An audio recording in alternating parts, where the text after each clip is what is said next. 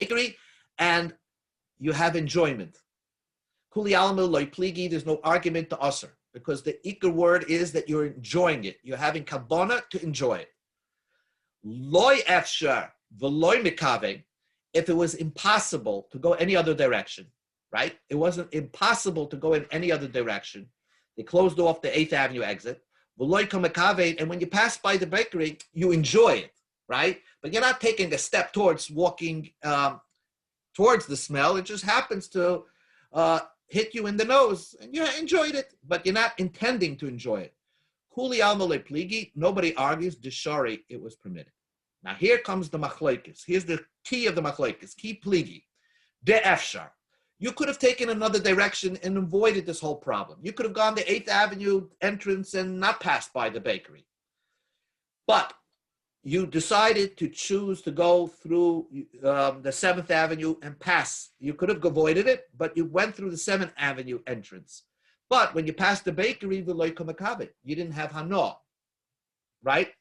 You're not gonna. It's gonna just pass you in the nose, but you're not intending to have hana. What do we tell a person that he's doing an avera?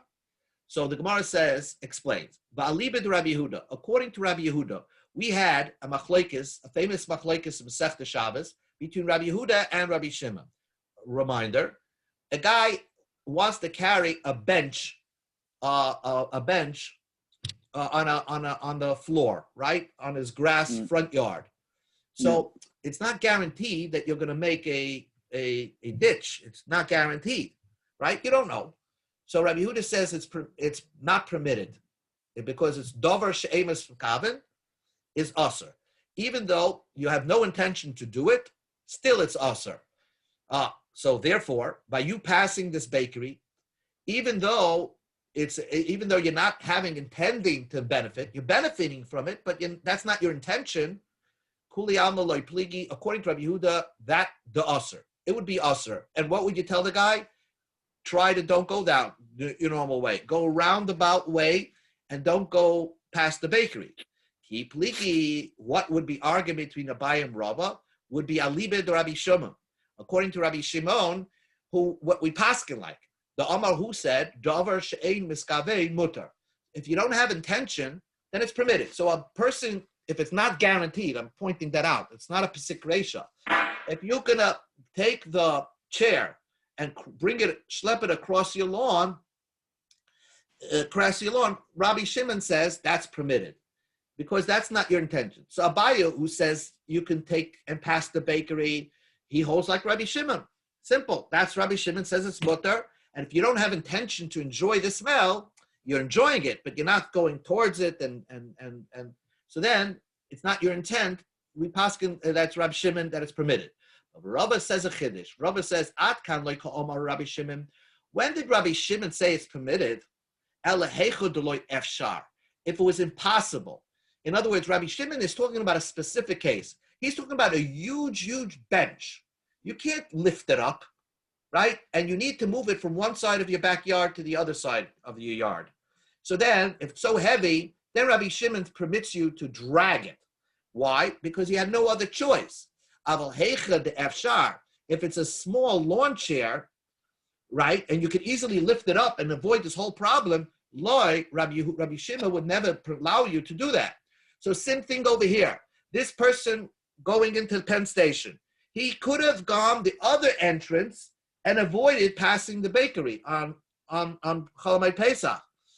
Even though if he would pass the bakery, he wouldn't have intention to have hana'ah, still it would be asur.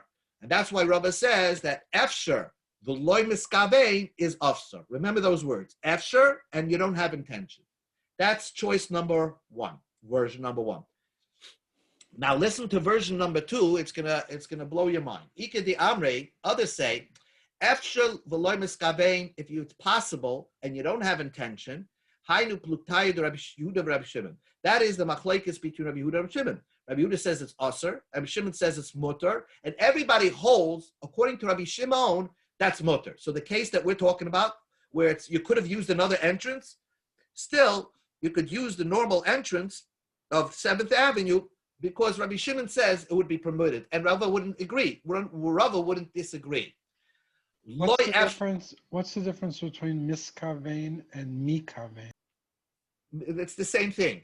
V'loy kom mikavein. Miskavein is just a. Where does it say loy mikavein? Mikavein means you intention. Davar she'ein miskavein is reflexive, but it means that when it happened, let's say the ditch in the ground, after it happened, that was not your intention, because when you're talking in the past tense, after it happened, right, you turn around and there's a ditch in the ground, that's a davar she'ein miskavein. That wasn't your intention. So Rabbi Shimon would say it's permitted, and Rabbi Yehuda say you did a big isser, because davar she'ein miskavein lamaisa, at the end of the day, you have a ditch there. Even though that wasn't your intention, Rabbi Yehuda says it's asur. But back into the Ikad Yamik, loy efshar v'loy komikavin. Let's say they closed off the other entrance. So the only way to go is go down the normal way, the 7th Avenue, passing the bakery. But v'loy komikavin, when you're going to pass the bakery, you're not going to have intention to enjoy it. Kuli amad loy pligi, nobody argues d'sharei, that is permitted. Now here, because Lamaisa, you had no choice. You had no choice, and you had to go past the bakery. Okay. That's almost like the same case, sitting in your desk, and the guy's ordered a pizza next to you. It's late after, you can't stop him, but that's not your intention to enjoy the pizza. You didn't order the pizza yourself, so that's permitted. Ki pligi, look at this machlokes. Deloy efshar, it wasn't possible, right? There was no other entrance. You had to pass by this bakery. But when you pass by the bakery, become mikavein, you want to enjoy it. You want to enjoy it. So the Gemara says, wow, you would think that this would be usher, because although you have no choice, but now you're intending to enjoy it. You're really savoring it in. So the Gemara says, according to Rav Shimon, that you always look at what the person's intentions are. And he only permitted dragging the chair only because you don't need, your intention is not to have a ditch in your ground. But if you wouldn't want the ditch in your ground, even Rabbi Shimon hold it would be usher to drag the chair, if that would be your intention. Kuli alma loy pligi, everybody would agree, even according to Rabbi Shimon, the usher, it would be usher. Ki pligi, when would the argument be between Abai and Rava, alibid Rabbi Yehuda?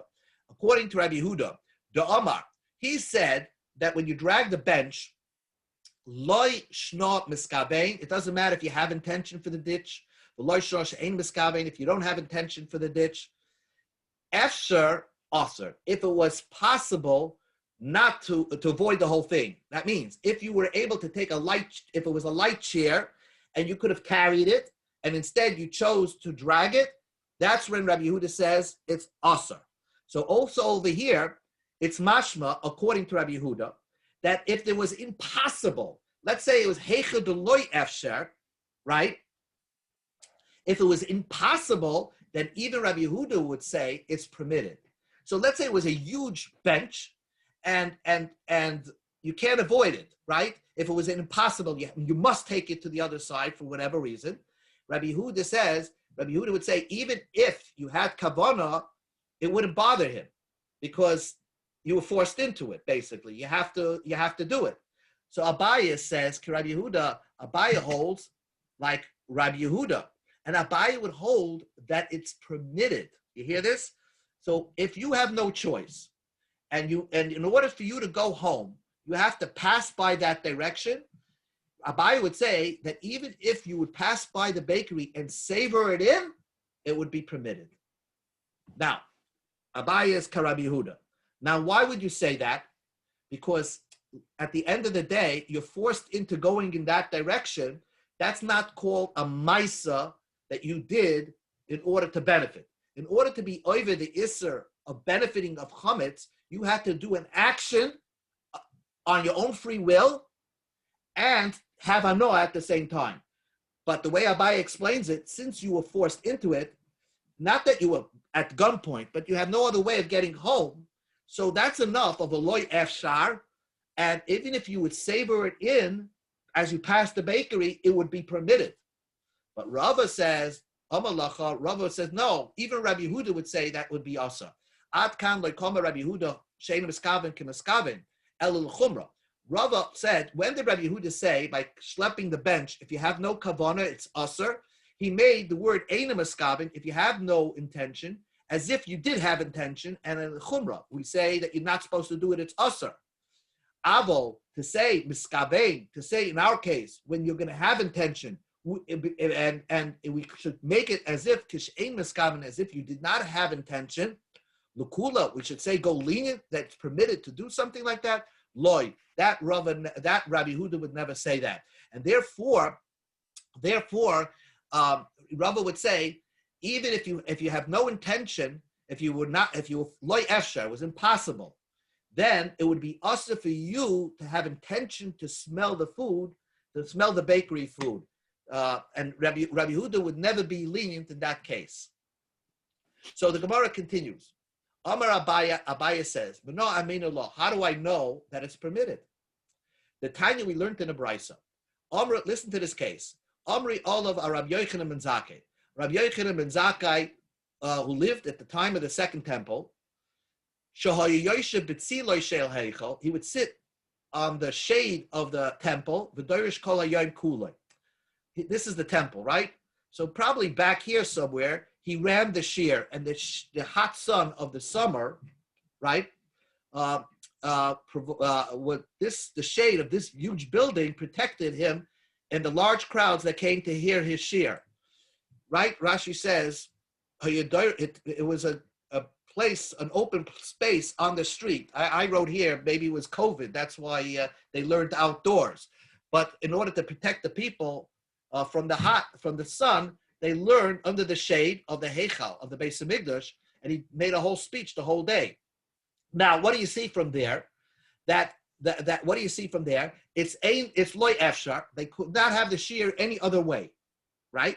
I mean, you couldn't have a shear out in the sun. They had to use the shade. But umeskavein, they had kavanah. They wanted to have the shade, right? And we see that it's permitted. You see that? They went to this place to benefit from the temple, right? You're not allowed to benefit from the temple because it's Be'ila. And nevertheless, they had the shear going over there. And they made the drasha there the whole day. So you see that it's loy efshar miskavein, that's also. In this case, loy efshar miskavein v'shari. And Rabbi Yochanan said it's permitted. Rava says, very interesting, Shani heichal d'lotoiche osi. The walls of the heichal are meant to protect the inside of the heichal. The inside, the building is supposed to protect the inside, what's inside the building. And having benefit from the shade of the outside of the building, the Rashi says, the ein zeh derech hanosi. That's not the normal way of having hanoah, and that's why it's permitted. So it's not a good example. Amar Rava Mena Amin Allah. How do I know my theory is that it's usher? So again, the same idea, the same picture of the temple, which is a 2-floor building. The one floor held all the main service, the Orain and the Shulchan, and etc., and the menorah and the mizbeach. But if a person wanted it, they had repairmen that wanted to do repairs into the temple, so they lowered them.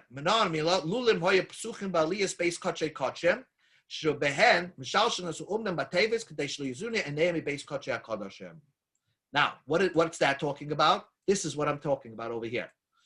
You see, over here, they want to, the temple was 2 floors, right? Imagine the temple. And the Kodesh Kedoshim, they had to repair it.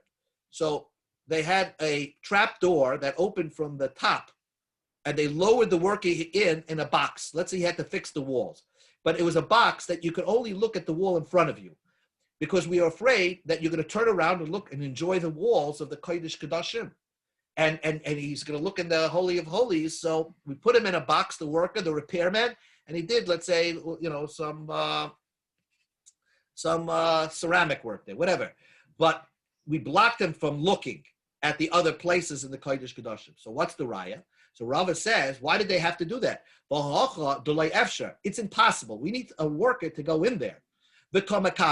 And if he would look at the walls of the Kodesh Kedoshim, that would be a problem. V'asr, they would have been asr. So therefore, they made this box so that he should not look. So you see my proof that if you're going to have, even if it's loy efsha and kamakavin, it's asa. So Gemara says v'tizbra, is that correct? Is that logical? By looking at something, is that called benefiting from hektish?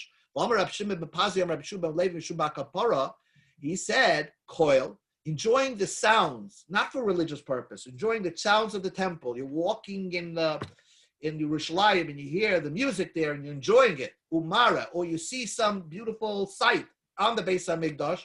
V'reach, or you smell some of the karbanos, or you smell the pitam aktores, the incense. Ein behem shemi'ila. You're not over of sacrilege. It's not called benefiting it.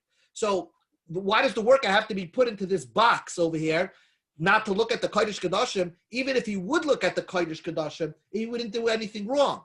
So why did they make this box? Ella, mala osir bebeis Kodesh Kedoshim. This was a special stringency that they put it in the Kodesh Kedoshim, but it not lahalacha. Lahalacha, it's not considered a looking or you did anything wrong, and therefore it's no proof to Rava. Now the Gemara continues. Others say, Rava said, how do I know my thing? Theory. In Tanya, we learned in the Brayso, Koil, Mara, Vereach, Ebehem, Shemila. Benefiting from the sound, sight, or smell of the Beis HaMikdash, you didn't do anything wrong. Ebehem, Shemila. You don't have to bring a korban me'ila. But me'ila hudalek, you don't have to bring a korban because you did something wrong. But nevertheless, ha'isura ika, you did something wrong. It's an isser, but it's not does not obligate you to bring a korban. So what do we see from there? My love, we're talking about the people who are in there and need to work in the Beis HaMikdash. If they happen to enjoy the smell, they're doing something wrong. But they need to work in the Beis HaMikdash. So we see from there, the loy efsha, with no choice, the kamakabe, but you're enjoying it anyway, the aser, and that would be aser. So we see from there, my proof over there, that when it's loy efsha, you have no other choice, and you're enjoying it very much, it would still be aser. So Gemara says loy, not true. It's lo'oisen ha'oimdim b'chutz. If for those that are outside the Beis HaMikdash, those, if they have another way to go around and not to benefit from this koil maler oreach, they should do so. Because they have a way to avoid this situation. So again, no proof to Rava. Now the Gemara just discusses what we just learned before as a side point. Gufo we learned before. Koil, umara, vereach, ein behem, v'shum me'ila. Right? There's no me'ila if you do all these things. Now, if you smell something, there's no me'ila. Frank, the Gemara, vereach, ein boy, v'shum me'ila. If you smell something, you didn't do anything sacrilege. Well, Tanya, we learned in a brayso, hamafatem esek ketoros. Now, if you take the 11 ingredients of the ketoros and you make it by yourself, it's isakaris, you die young, right? Isha, Rashi says right over here. Isha sheyasa mikomoya lariachba. If you make it because you want to smell it, the nichras, you're going to die young. So, but what happens if a guy makes it? He wants to learn how to make it. So he's learning it so he can make it for the real, he's in training, so to speak, on how to make the ketoros. He's making it, but not for smelling it. He wants to give it to the congregation. Then he popped it. Then you're not chayiv kares. But if your purpose is to make it, to smell it, so by making it itself, you're chayiv kares. The making it is chayiv kares. But if you just smell it, let's say you walk by the Beis HaMikdash and smell the ketoros coming out of the building, potter elishama'a, but you did it in avera. You potter from kares, but you did a me'ila. You did an avera, you chayiv me'ila. So we see that smell does have me'ila. So how could Bar Kapara say kol ma'avarech ein behem shemila? So the Gemara says. Elam Papa said rather, Kol Mara Ebehem Shemila. Kol Mara don't know Me'ila because you're not doing anything wrong. There's no substance by voice and by sight. Lefisha Ein Mamish, there's no substance there. The Reach, but smelling something, there you would be chayiv. In other words, if you smell it before they do the mitzvah, right when the Kohen put the ingredients on top of the coals and you smell it, you're chayiv, because the particles go into your nose, that's substance, you're chayiv me'ila if you enjoy it. If you're b'chayim me'ilah. But la'acher shetala timrasi. But after the first smoke came out, so it's just residual, means you did the mitzvah already, and then there's smoke coming out. Ein b'ay mishum me'ilah. Hoil v'naseis mitzvah. The mitzvah was done already, and therefore you're potter. The memra. So once the mitzvah is done, you're potter, and that's what Bar Kapara is talking about. There's no meila. So the Gemara says the memra. You want to say if they did the mitzvah, there's no meila. By trumas adeshin. Trumas adeshin is the concept of taking ashes off the mizbeach, putting it on the side of the mizbeach, and the idea was that this ashes was supposed to be swallowed into the ground. One of the miracles in the Beis Hamikdash, but there was a mitzvah to take the ashes off the mizbeach once a day and put it on the sides of the mizbeach. The nasas mizbot. As soon as you put it down, the mitzvah is done. The yeshba mishpila. There is meila while the ashes are still on the ground. The pasuk says v'samay eitzam mizbeach. Put the ashes next to the mizbeach. Shelo yifazer. That means that you shouldn't, spread it around. You have to put it in a neat pile right next to the mizbeach. V'samay. It says you should place it there and leave it there. Shelo yehana. You're not going to benefit from it. Why? You just did the mitzvah. The mitzvah is taking the piece of the ashes off the mizbeach and putting it on the side of the mizbeach. Why are you over? Even after you did the mitzvah? So the answer is b'shum dahav trumas adeshen ubigdei kuhuna shnei ksuma abayim ke'echad v'chol shnei kvum abayim ke'echad emeladin. Because there is the mitzvah trumas adeshen. The mitzvah trumas adeshen tells me that even after the mitzvah you're not allowed to do me'ilah. And there's a mitzvah by Bigdei Kahuna after the Kohen Gadol used the 4 white clothings that he used on Yom Kippur. The Torah says you have to put it away, and nobody's allowed to benefit from it. So you have 2 mitzvahs that do ideas in the Beis Hamikdash that teach you the same thing. That after you do the mitzvah, there is me'ilah after it. So only those 2 things there's me'ilah afterwards. But as opposed to Ketoras, after you did the mitzvah, after the initial smoke comes out, you're permitted to benefit from it. So what are the 2 psukim? Trumas Hadashin Hadamrim. We just described Trumas Hadashin, that the pasuk says that even after you did the mitzvah, you're not allowed to benefit from it. Bigdei Kahuna, the clothing of the Kohen, how do you know that you're not allowed to benefit after Yom Kippur, that the Kohen, the Ksiv, says in the pasuk, the Kohen Gadol takes off his clothing, V'nicham Shem puts it there. Balamet, it teaches you Shetun and Geniza, he has to hide it and leave it there. And no one's allowed to benefit from it. So the Gemara says, Hanicha, that would your answer is true. That teaches you that you have to hide the Bigdei Kahuna. El Rab Daisi, the Paligalei, Rab Daisi argues. He holds the the Kohen Gadol's clothing, it's for clothing, use it again. Not for the Kohen Gadol, but use it for another Kohen Hedyot. Avruin Hein le Kohen Hedyot. He says a regular plain Kohen could reuse those clothing. What does the Torah say? Put it there. That the Kohen Gadol should not use it in another Yom Kippur, but it can be reused. So again, you only have one pasuk that teaches you that after the mitzvah is done, you're now allowed to benefit from it. There's me'ilah. My ikal meima. How are you going to answer the question? How are you going to answer that? How come by ketores you could have benefit after the mitzvah is done? After the Gemara, yes. Again, again,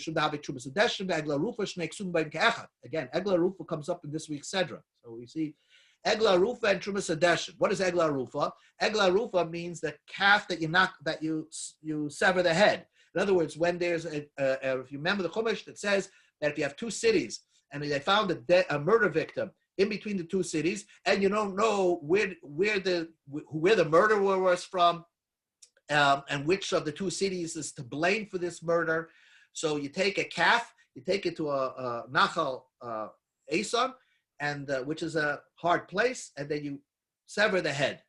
Once you sever the head, even you're not allowed to benefit from this Egla Rufa, even while it's alive. So Egla Rufa, the Torah says, you're not allowed to benefit from it even after the mitzvah is run, even after you knocked its head off. Shnei ksubim b'im kechad. It's 2 psukim that teach you the same idea, that you're not allowed to benefit from something that's hegdish, so to speak, and even after you perform the mitzvah. So those 2 mitzvahs, Trumas Hadeshin and Egla Rufa, yes. After the mitzvah is done, there's an isser. But all the other mitzvahs, like a Torah, after the mitzvah is done, there's no isser to benefit from it. It's permitted. So the Gemara says, that's true that if you have if you have two psukim teaching you the same idea, there's one opinion that says you're right, you can't teach it to the rest of the mitzvahs. But there's another opinion that says there's another opinion that holds that even if you have two psukim that teach you the same idea, you still can learn all other mitzvahs from that pasuk. So I should be able to learn ketores from Tumas Hadesh and Egla Rufa, that even after you did the mitzvah of ketores, the smoke should be aser. And for the Gemara, trei u'te ksiva. But here it's different. The Torah says ksiv v'som moi. You should place it. Only it there's an extra som moi. It doesn't say v'som. Only it remains aser even after you did the mitzvah. And except ha'arufa, the head that's knocked off. So the head that's knocked off, that harufa, only the harufa remains of egla rufa even after you knock the head off. It always remains aser even after the mitzvah was done. Toshma, come in here. We're going back to the Abai and Rava situation over here. Hechnisa leravka v'dasha. Let's say you brought the calf, the egla rufa, the little baby calf. Now the Torah says that in order for an egla rufa to be kosher, it has to be something that never worked in its life, similar to a paraduma. So let's say you brought this calf into a lirvaka. Lirvaka is a pen, like a group of animals, and unintentionally v'dasha. It unintentionally did some threshing there. Kishera, so it did work. Kishera, it still can be used as a egla rufa. But if you did it b'shvil shetinak v'todush, you have to bring it into that pen because the mother was in that pen. And so you needed this baby calf to go back to its mother to nurse. And you wanted it, once nursing, it should do some threshing over there. Then you wanted that work. Pesula, it's possible. V'hacha, this case is deloy efshar. It's impossible because you need to bring the animal to its mother. So you have no choice. Become a kave, and you have intention that you want it to do threshing. Once it's nursing, let it stamp its feet a little bit and do threshing. Vikatani, and we see pesula, that it's puzzle, that it's a puzzle egla rufa. So we see again, deloy efsha v'koma kabin, exactly the way Rava said it, that it would be puzzle. So same thing, by the case of the bakery, if you have no other choice, but if you're really enjoying it, you'll be doing an avera, just like we puzzle the egla rufa when it's loy efsha and you're intending for something that's not permitted. And for the Gemara, Shana Hossam, the Ksiv, Egla Rufa is very different because the Torah doesn't care so much about your intention. It doesn't matter so much about your intention. The Torah just doesn't want it to have done work. I don't care if you wanted the work, if you didn't want the work.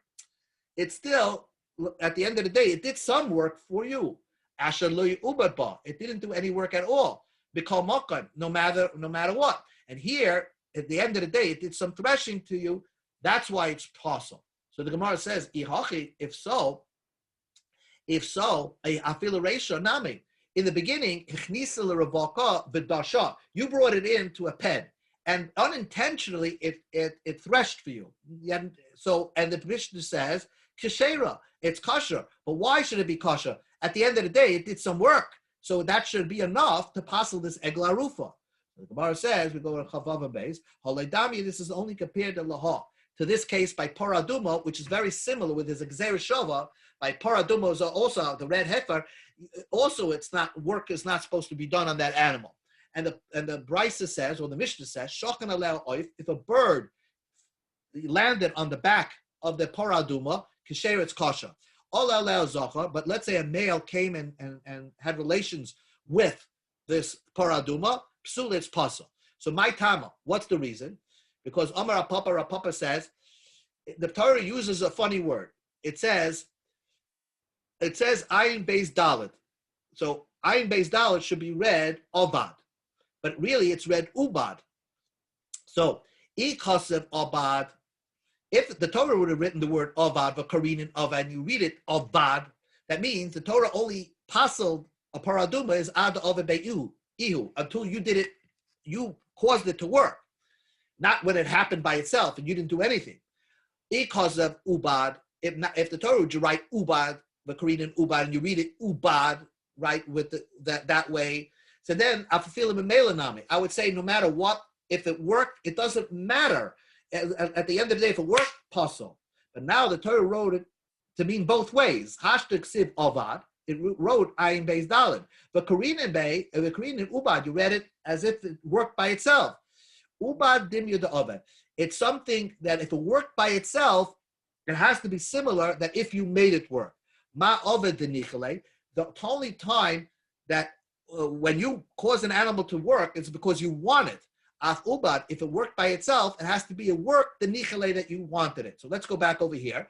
By the Paraduma, when Allah allows Zachar, it went by itself. You didn't put the Zachar on it. It went, the male cow came and had relations.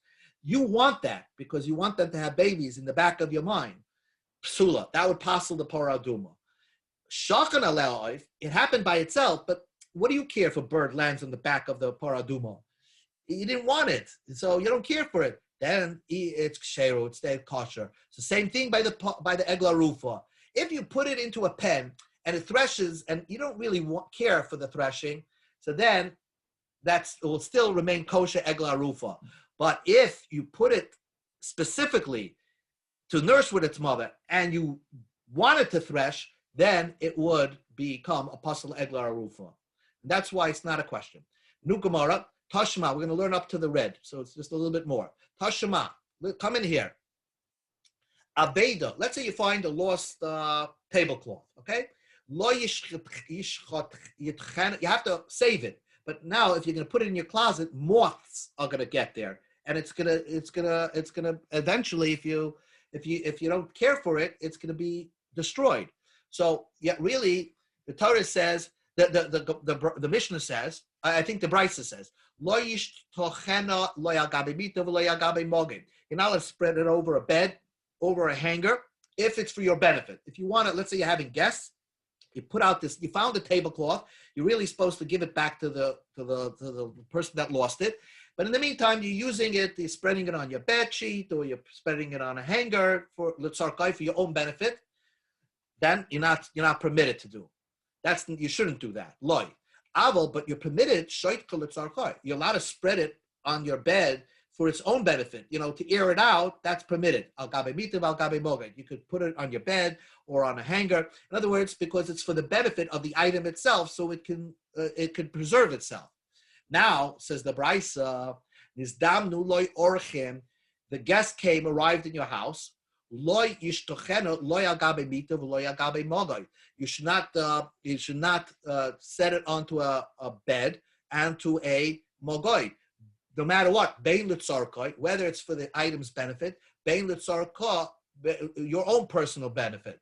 Now, for the item's benefit, you really need to do it. Otherwise, the item is going to get destroyed. I mean, it's going to be ruined if you don't use it. But since you have guests over there, you're going to have another intention. You're going to spread it over the table because you need to preserve it. But you want that cloth out there so the guests should, see that you have this fancy cloth. So the Brisa says you should not do that. So what do you see from there? It's loy asher. You have no other choice. But since you by putting it out in front of guests, that's having intention lehiskabe. So it's loy asher umekabe, and the Brisa says don't do that because at the end of the day, you intend to benefit from it to show off to your guests that you have this beautiful tablecloth. So we see, not like Abaya, you see that you're not permitted to do that. So Abaya answers, Shanya Hosam, that's different. Dekolile, you actually, by spreading it in front of guests, you're causing it to be burned up. You're actually destroying it. Why? Why am I actually doing something wrong? Because people that see you having such a fancy tablecloth, they'll give you an ayin hara. This is yours or whatever. So therefore, you're actually causing a damage to the tablecloth. Imishim ganove, or somebody at night is going to come back later and steal it. So that's why it says you shouldn't spread it. Not because because you're benefiting, you're enjoying showing off from it, but by showing off, you're actually damaging the item because somebody is going to give you an ayin hara. Okay, Toshima, come in here. By the way, I just want a side story about ayin hara. I saw that Rab Chaim Kanievsky came out with a sefer called Orchas Yosher, Rabbi Kanievsky, and And then not soon, it came out, many volumes of it came out, many printings came out. It was a very popular sefer. Not soon afterwards, he found himself in the hospital. So I read the story. They say that Rabbi Steinman told him that the reason why he's in the hospital is because he got an Ayin Hara, because the Tefer was so popular that he got an Ayin Hara. So he was thinking to himself, and he was telling his wife that he lives in Bnei Brak, and he has a Kabbalah from the Chazon Ish that there's no such thing of an Ayin Hara if you live in Bnei Brak. So his wife told him that could be true, but we're in the hospital in Tel Aviv. So we're in a hospital in Tel Aviv. Maybe you should be concerned of Ayin Hara. When he heard his wife, he said, "You know what? I got to send So he sent a letter to a makubal or something like that to say some lachash to take off the Ayin Hara on him. I don't think that he was in the hospital. He wasn't ever in the hospital after that. So that's an Ayin Hara. So I'll send it on the chat, copy of it. Tashma, the final Gemara that we're learning here is Moichrich Sus. If those that are selling clothing for shatnez, let's say they're selling suits that have shatnez, Moichrich Kedarkim, they sell it the normal way. The guy who's selling the suit and wants to show off how the suit looks, the seller is allowed to put on the shatnez. But he should make sure, you should not have intention to enjoy the suit because it has shatnez. If it's sunny outside, he shouldn't intend to enjoy it to protect him because of the sun. If he's wearing it bakshamim by the rain, he shouldn't have intention to enjoy it to protect him. That's intentional in benefit. And those that are scrupulous on mitzvahs, if they're in the suit business, they would hang it on a stick behind them with a stick, and they wouldn't put the suit on, even if they're not going to have intention to benefit from the suit.